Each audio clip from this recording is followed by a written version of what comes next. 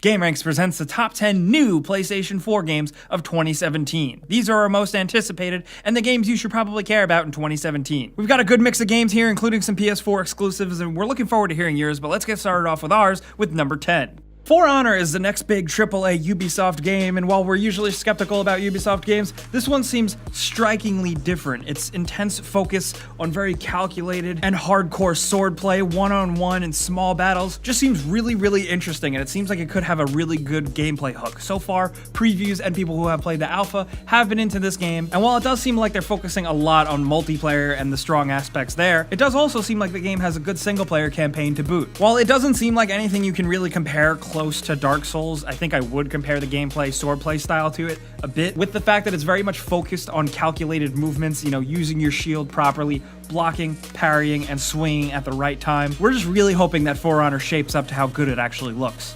And at number 9, we have Ni no Kuni 2, The Revenant Kingdom. The original Ni no Kuni was a surprise, underrated gem, and it was released at the tail end of the PS3's life cycle, but it was an awesome game, and Ni no Kuni 2 is shaping up to be quite the same. But at the same time, it's also taking a very different focus. The game, like the original though, is inspired by the Studio Ghibli art style, and it's very much a focused, story-based JRPG. This time around, it seems set up much differently, with you actually playing as the characters of the stories themselves in the battle, despite a more Pokemon style thing in the original game. And honestly, I'm all about that. It seems like a welcome change. The art style is intact, and if it's anything near as awesome as the original Ni no Kuni was, its sequel could definitely surprise a lot of PlayStation fans. And at number 8, we have Ghost Recon Wildlands, another Ubisoft game that we're actually very skeptical of after being kind of somewhat burned by The Division. But Ghost Recon Wildlands' formula is too hard to ignore, at least the setup. It looks like kind of like The Division, combined with open elements of the newer Far Cry games, and if it turns out to work and not be a pile of garbage, it could be an incredibly awesome game, not to mention some squad-based multiplayer stuff in an open world. It just looks like a lot of fun. So far, we've seen a lot, from multiplayer to single-player action, to slow-paced stealth missions, to all-out action scenes and riding dirt bikes down mountains and raiding drug lord cartel dens. Ghost Recon in the past has been a very solid series. There hasn't been that much of a disappointing Ghost Recon game yet, so we're really hoping that Wildlands continues that trend. And at number 7, we have Nier Automata, a Platinum-developed action RPG that just looks really cool. You can't deny the art style, the character designs, and the enemy designs here are awesome. Not to mention it's a game being developed by Platinum, which has been having their hit and misses lately, but this very much looks like one of those, good Platinum games. It's actually the second Nier game, which is actually a spin-off of the Drakengard series, but Platinum has spoken about how they are very much aware that they don't think that many people have played the other games that are going to be playing this game, so they are making it accessible. But what really seems to be the meat and potatoes here is the interesting main character and the insane action combat focus. The main leaders behind this game are really a bunch of all-stars. The producer worked on Dragon Quest, the game director worked on the Drakengard series, the character designer worked on Final Fantasy and Bravely Default, and of course this is Platinum, and they are the guys behind Bayonetta and Metal Gear Rising: Revengeance. After the cancellation of Scalebound, I think players are really rooting for Platinum to win us over with another good one. And at number 6, we have Resident Evil 7, one of the most unconventional Resident Evil games ever, seeing as how it's completely different and first person, also manages to somewhat maintain that Resident Evil feel. At the time of this video, we still have a lot of unanswered questions about the game, but overall the response so far has been somewhat mixed to somewhat very positive. But I think there's also a lot of weight resting on Resident Evil 7's shoulders, at least for the Resident Evil series. Seeing as this is a bit of a soft reboot, it's also a big deal for Capcom, who's put a lot of money into it, and it's also maybe the first big AAA VR game being exclusively on PlayStation VR. You can play through the entire game. Is it going to be scary? Hopefully. Is it going to feel like a Resident Evil game? Hopefully. As much as it seems weird and not what a Resident Evil fan would really technically want, everything about it does seem to be shaping up to make an interesting game, so we're betting our cards on it.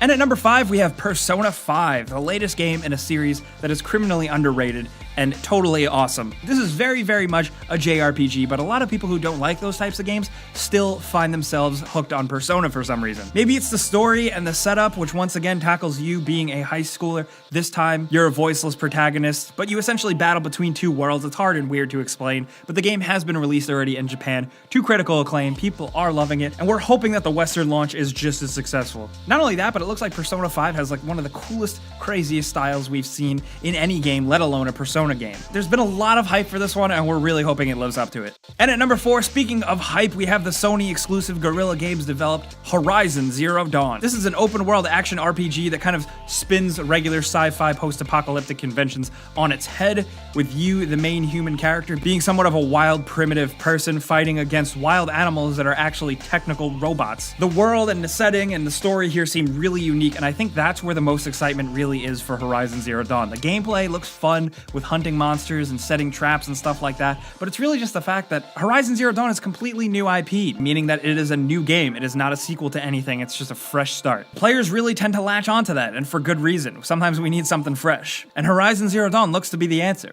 And at number 3, we have Crash Bandicoot, the Insane Trilogy. This is something that had been rumored for years and hoped for years, and now it's finally a thing. We're getting the original 3 Crash Bandicoot games completely redone, reworked, and remastered. And I gotta say, they look pretty goddamn incredible. I think the gameplay will really age pretty well. I think this game will stand the test of time, but I'm very curious to see how some younger gamers are going to embrace this game, because it is very different and it is very, very 90s. That being said, the first 3 Crash Bandicoot games, the original ones made by Naughty Dog, are some of the best games out there, so this is probably a surefire hit.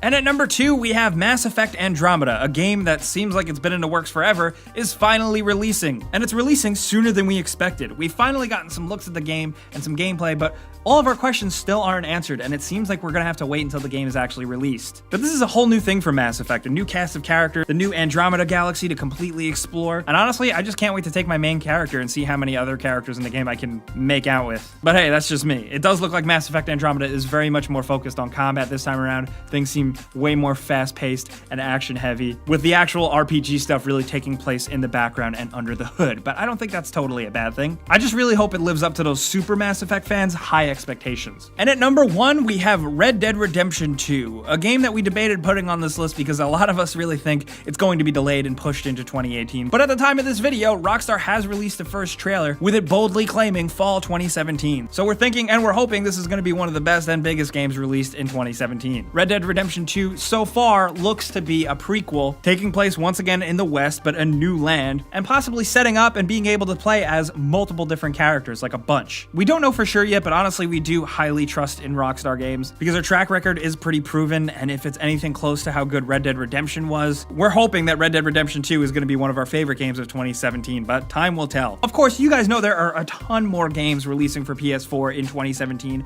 We couldn't fit them all, so we just compiled our favorites. We also have some bonuses, including South Park, The Fractured But Whole.